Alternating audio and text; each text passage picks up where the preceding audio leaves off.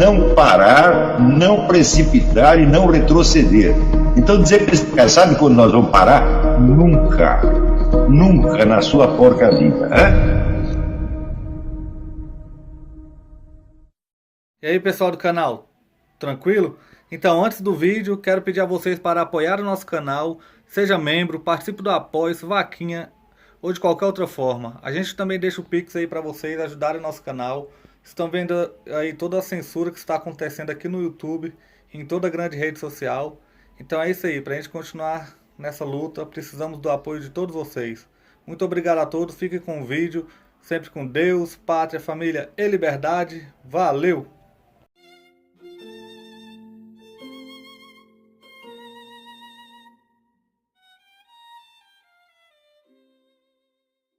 Então, idealmente, o conhecimento científico é o conhecimento demonstrativo, ou seja, não é apenas uma opinião, a opinião pode ser demonstrada. Agora, existem duas maneiras de demonstração, né? A primeira é o que se chama evidência. Mas hoje em dia não se pode nem usar a palavra evidência, porque a influência do idioma inglês no português estragou o sentido da palavra evidência, porque em inglês, evidence quer dizer indício ou elemento de prova. Você soma várias evidences, então você tem no final uma proof. Daí na proof você acredita. Evidence é apenas, vamos dizer, um leve motivo para você acreditar. Mas na língua portuguesa, nas línguas latinas de modo geral, evidência quer dizer um conhecimento que é autoevidente e, portanto, que ele não precisa ser provado porque ele se prova a si mesmo. Como, por exemplo, o princípio de identidade. A igual a A. Não precisa provar isso aí, tá certo? Ou eu sou eu mesmo, tá certo? Ou esta xícara é ela mesma e não outra xícara, né? Então, esta ideia da evidência é fundamental. Tão fundamental que Aristóteles dizia que os primeiros princípios da lógica são autoevidentes e eles não precisam de prova. Eles são conhecidos por um ato intuitivo imediato. Mas a palavra intuitiva também foi estragada no português moderno, né? Porque intuição, na técnica filosófica, significa a percepção imediata de uma verdade presente. Mas, como o pessoal andou lendo Jung, lendo Jung, leu Bergson, misturou tudo. Então a intuição começou a querer dizer um pressentimento, uma sacação, uma coisa assim. Então virou um negócio místico. Eu digo, então temos que começar por corrigir o vocabulário. Se nós queremos falar sério, então nós temos que usar as palavras no seu sentido correto e técnico, tá certo? E não no seu sentido jornalístico usual. Não é possível uma coisa dessa. Então vamos definir, né? Evidência, tá certo? É a exibição imediata de uma verdade autoprobante, imediata, desnecessitada de qualquer prova. Não é isso? E intuição é a capacidade de perceber uma evidência. Tá certo? Então a intuição se distingue do quê? Do raciocínio. Você usa o raciocínio, a lógica, para você chegar a conhecer algo que não está evidente. Não é isso? Cuja veracidade depende da admissão de uma verdade anterior. Então, é isso que diz Aristóteles, os primeiros princípios da lógica são autoevidentes. Mas a lógica se compõe do encadeamento de várias afirmações, que uma depende da anterior, que depende da anterior, que depende da anterior, até chegar no primeiro princípio. Isso é assim e nunca ninguém, na verdade, negou que fosse assim. Pode haver alguma discussão a mais ou a menos. Eu até acredito, dentro da minha infinita vaidade, eu acredito ter acrescentado algo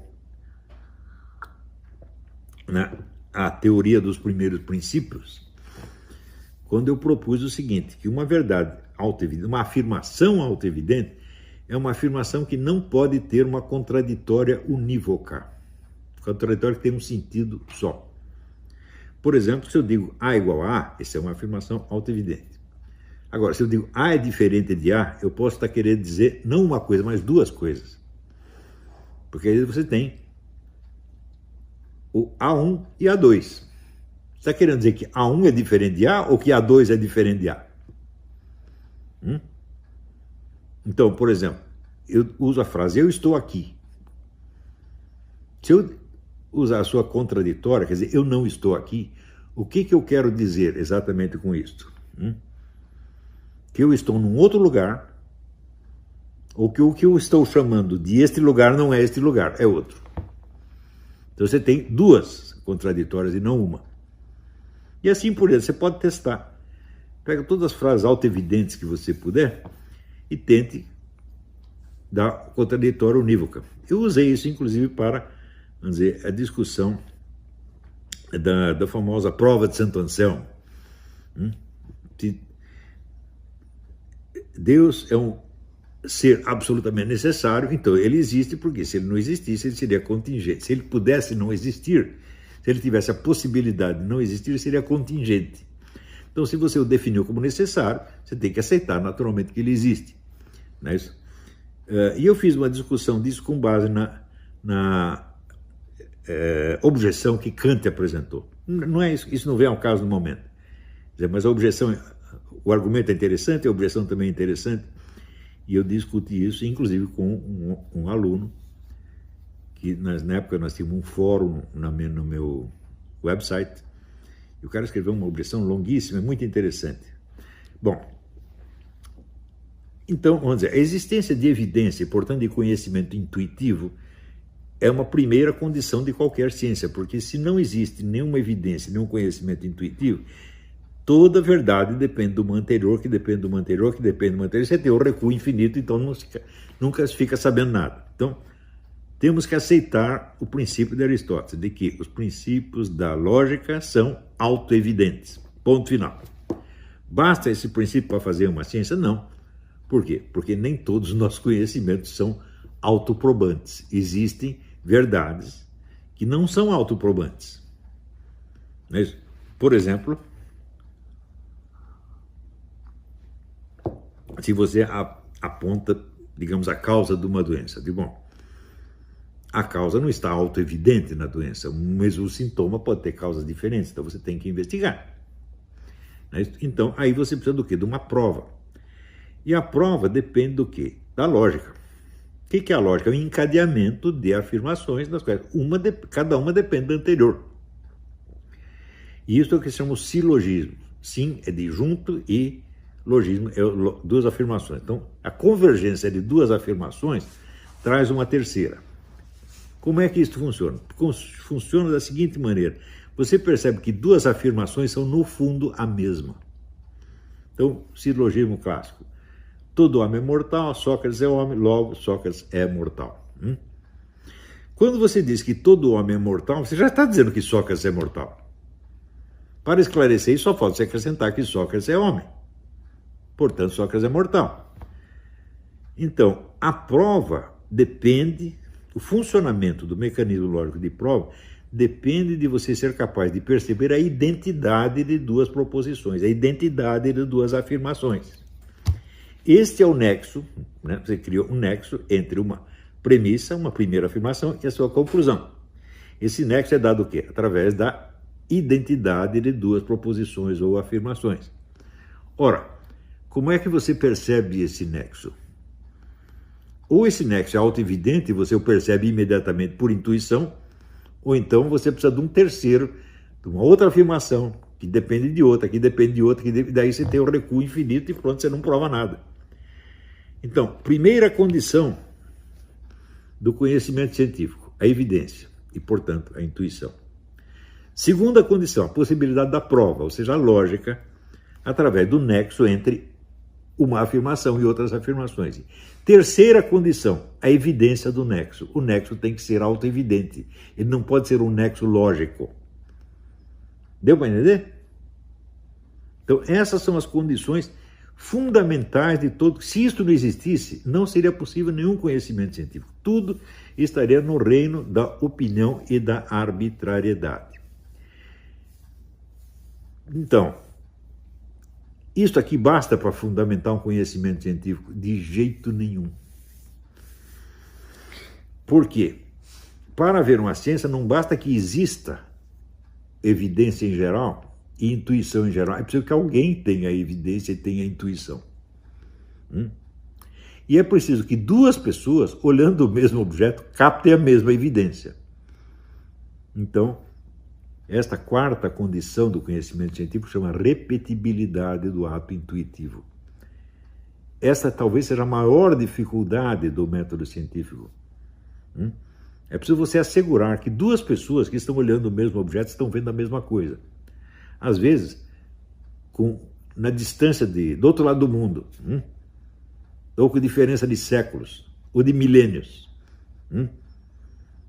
Se não houvesse a possibilidade de você mesmo repetir o ato intuitivo, nem você sozinho conseguiria provar alguma coisa para você mesmo.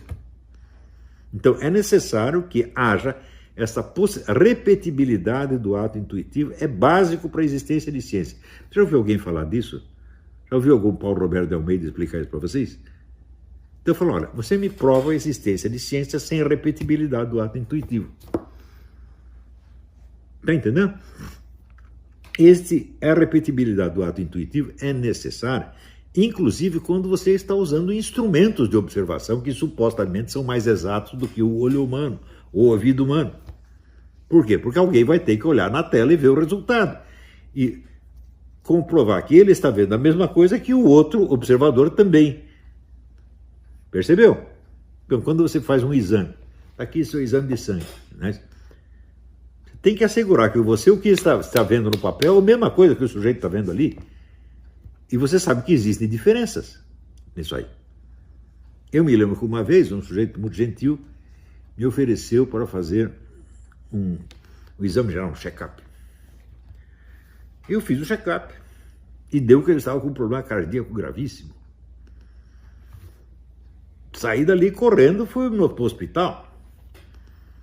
Um médico examinou, fez uma cara meio de dúvida, chamou outro médico, fizeram uma junta médica. Eles olharam e falaram, aqui não tem nada. Quer dizer, um viu uma coisa e o outro viu outra igual, outra diferente. Isso pode acontecer a qualquer momento, não é isso? Então, mais ainda, existe um livro, um autor chamado Theodore Porter, que ele lembra a seguinte coisa, que é bastante óbvia, aliás. Para você operar um instrumento científico, é preciso que alguém ensine você a operar. E o ensino da operação do método científico depende de uma comunicação entre duas pessoas, o instrutor e o aluno. E essa comunicação não é científica, ela depende assim, um gesto que o sujeito fez, um olhar, a direção do olhar, uma entonação, depende de um monte de fatores inteiramente subjetivos. Tem que haver um acordo entre duas subjetividades para que uma ensine a outra a operação da máquina, do instrumento científico. Então você percebe que a repetibilidade do ato científico não é fácil de obter. Estão entendendo? Se fosse fácil, não haveria divergência, não haveria discussões científicas, pô. Então, é preciso assegurar, vamos dizer, num corpo, na corporação de estudiosos, é necessário assegurar que todos estão tendo a mesma intuição do mesmo objeto. E isto não é fácil. Já foi feito em congressos de psicologia o seguinte experimento. Você está lá discutindo psicologia, de repente entra um sujeito e dá 3 tapas no outro. Daí você pede para os psicólogos todos descreverem o que aconteceu. Cada um descreve de um jeito. Então você vê que a repetibilidade do ato intuitivo não é fácil de obter, mesmo entre cientistas treinados. Quantas pessoas você já viu ensinarem ciência com a consciência destes problemas? Nunca se fala disto. Por exemplo, eu comecei a ter a minha atenção atraída por esses problemas quando eu li um dos grandes livros do século XX, que é A Crise das Ciências Europeias, de Edmund Husserl. Foi ali que eu peguei a inspiração para fazer esta breve descrição da ideia de ciência. Esta ideia está por baixo de todos os métodos e procedimentos técnicos usados em ciência. Esses procedimentos técnicos, se você não tem consciência disso, eles não valem nada, eles não provam nada. Porque você não está consciente do fundamento deles. Está entendendo? Então, uma coisa você pode ter certeza, quem usa a palavra ciência como emblema de autoridade é sempre o vigarista. Porque a ciência só existe, para usar a expressão do Edmund Husserl, como um ideal teleológico. Telos quer dizer o fim, a finalidade. Ou seja, a ciência não é uma coisa que existe materialmente na minha mão. O conhecimento científico é algo que eu pretendo chegar, algo que é a minha aspiração, o meu desejo, e algo que orienta os meus esforços. Ela não é uma coisa realizada e presente. O ideal de ciência deve orientar todos os passos da investigação e toda a discussão e toda a sua conclusão, mas não quer dizer que essa conclusão vai ser uma ciência ainda. Isso é o mesmo que dizer que ciência só existe como ideal. Este ideal tem uma autoridade moral extraordinária. Ele praticamente orienta, né, todas as discussões da humanidade, de cientistas, filósofos, artistas, teólogos, todo mundo. Né? Mas e a ciência atualmente existente? Qual é a autoridade dela? Resposta: nenhuma, nunca. Porque a autoridade dela depende da sua fidelidade ao ideal de ciência. Mas veja, se nunca ninguém lhes explicou sequer esses fundamentos do ideal de ciência, como é que a pessoa pode respeitar um negócio que elas não conhecem? Se alguém pegou lá um manualzinho de técnica da pesquisa científica e deu para o cara e falou: segue isso aqui que você está sendo científico. Enganou todo mundo, meu Deus do céu. Você não pode operar a ciência como quem maneja apenas uma técnica sem a consciência dos seus fundamentos cognitivos últimos e primeiros, na verdade. Então, o fundamento da ciência é que torna a ciência ciência, não é o simples hábito de manejo de certas técnicas. Então, o que nós precisamos é divulgar no Brasil a consciência, vamos dizer, da dignidade da ideia teleológica da ciência. E exigir que esses que falam em nome da ciência, arrogando-se a autoridade dela, se curvem a ela, em vez de curvá-la aos seus próprios interesses e desejos. Se você quer ser científico, tenha consciência, tenha permanente consciência do ideal teleológico da ciência e tenha permanente consciência de quanto os seus estudos atuais, por mais técnicos que sejam, são deficientes em face dela. Por exemplo, se você está usando métodos estatísticos, ora, meu Deus do céu, desde o tempo de Aristóteles, explicaria para você que qualquer argumento estatístico não é um argumento lógico, não é um argumento analítico, é apenas um argumento dialético. O que é o dialético? É a arte do provável. Então, os famosos 4 discursos. Você tem o discurso poético, que trata do possível. Para uma coisa ser poeticamente válida, basta que ela seja possível. Em seguida, você tem o retórico, que é o verossímil, o que parece verdadeiro a uma determinada plateia.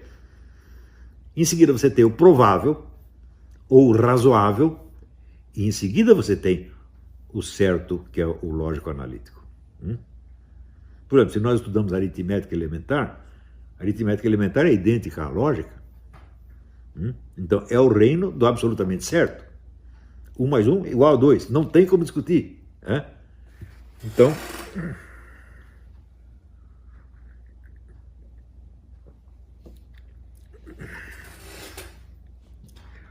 mas hoje, nós chegamos ao ponto de que as pessoas acreditam, por exemplo, que existem lógicas paradoxais.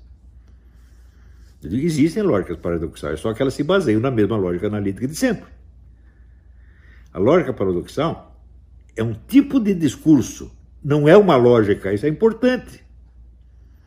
Eu, por exemplo, posso criar todo um raciocínio baseado na premissa de que 1 igual a 2. Eu posso fazer um discurso inteiro, posso fazer um tratado inteiro de lógica baseado nisso. Mas por que eu posso fazer isso? Porque eu sei que 1 é 1 e 2 é 2. Ou seja, a minha lógica paradoxal se baseia na mesma lógica analítica do tempo de Aristóteles. Ela não é base dela mesma. Porque senão você seria incapaz de identificá-la como paradoxal. Se você sabe que ela é uma lógica paradoxal, é porque você conhece a outra lógica, a lógica fundamental. Não é isso? Então, você conhece a aritmética elementar E você sabe que a aritmética elementar, 1 é 1, 2 é 2 e 1 mais 1 igual a 2. Agora, se você quiser criar uma construção baseada na ideia de que 1 mais 1 é igual a 3 e tirar todas as consequências daí, você pode fazer isso. Mas por que você pode? Porque você sabe que 1 é 1, 2 é 2 e 1 mais 1 é igual a 2. Senão você não poderia fazer. Então, por isso que eu digo, a expressão lógica paradoxal, ela em si é um erro. Existem construções lógicas paradoxais, não lógicas paradoxais. Existe um uso paradoxal da lógica? Claro que existe. Não é isso? Assim como existe, por exemplo, o teatro do absurdo. Não é isso? O teatro do absurdo é absurdo? Claro que não. Senão você não entenderia nada. Como é que você sabe que está assistindo uma peça de teatro do absurdo? Porque é absurdo. O conteúdo é absurdo, mas o teatro não é absurdo. Absurdo seria o seguinte, você compra a entrada do teatro, chega lá, não tem teatro nenhum. Né? Você chega lá, em vez de teatro, você tem um açougue. Fala, aí sim, isso seria o teatro absurdo. Né? O teatro do absurdo faz uma lógica tremenda. Né? Do mesmo modo, a lógica paradoxal é muito lógica. Né? Então, mas tem gente que acredita mesmo nisso. Sinal que não tem consciência dos fundamentos do conhecimento. E é o que nós mais precisamos no momento, é uma camada intelectual capaz de discutir as coisas com verdadeira seriedade. Está faltando isso, gente. Não é só porque as pessoas são desonestas, os políticos são desonestos. Depois, você já parou para pensar o seguinte: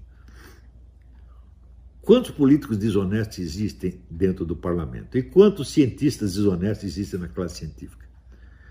O diretor da Lancet, que é a revista médica de maior prestígio no mundo, disse outro dia, metade dos trabalhos científicos de medicina são fraude. Metade! Se ele dissesse isso 50 anos atrás, botaria ele no hospício, porque não acontecia isso. Eu fui editor da revista médica, né? E a gente sabia que se você quer tirar dúvida de alguma coisa, você vai no Lancet. Onde está todo mundo falando errado, o Lancet está certo. Né? Agora, o diretor da Lancet, que esqueci o nome dele, ele confessa isso, fala 50% dos trabalhos são fraude. Agora, esses que praticam fraude, eles também não falam em nome da ciência? Falam. E o povo cai na conversa, porque o povo também não estudou isso. Isto que eu estou falando devia ser ensinado em tudo quanto é ginásio. Para o aluno sair daí e saber, olha, você fala em nome da ciência, mas a palavra ciência não tem autoridade nenhuma. O que tem autoridade é o ideal da ciência. E você adquire autoridade na medida que a gente percebe que você serve a esse ideal em vez de você se servir dele. Está entendendo? Então, muita pessoa, usando a ciência como emblema de autoridade, é como se ela dissesse que num determinado país não existem crimes porque o Código Penal os proíbe. O Código Penal é um ideal de conduta, ele não é uma realidade. A ciência é um ideal de conhecimento, não é a realidade do conhecimento efetivamente obtido por esta ou por aquela universidade, ou por esta ou aquela época. O conhecimento inteiro de uma época não tem autoridade nenhuma. A autoridade dele depende da fidelidade dele ao ideal de ciência. Estão entendendo? Assim como, né, você vê a autoridade moral de um sujeito, depende dele dizer que ele é muito cristão. É o que ele está dizendo. Mas a autoridade moral dele viria da sua obediência às regras cristãs e não a ostentação do rótulo de cristão. Então, o sujeito dizer que é cristão é a mesma coisa que dizer que é honesto, é a mesma coisa que dizer que é cientista. É tudo furado enquanto não provar que houve uma obediência a esses ideais e valores superiores. Deu para entender? Então, quando ouvirem essa gente usando a palavra ciência como emblema de autoridade, sabe que na quase totalidade dos casos você está diante de um vigarista. Existe o vigarista consciente e o inconsciente. Infelizmente, os vigaristas inconscientes predominam. Eles são em maior número, porque eles não sabem que são vigaristas. Eles acham que aquilo é honesto. Isso é o pior de tudo. Porque o vigarista consciente, ele sabe o que é o certo, e sabe o que é o errado, e sabe o que está fazendo errado. O outro não. O outro corrompeu a própria ideia de honestidade. E esse não pode acertar nunca. Deu para entender? Então...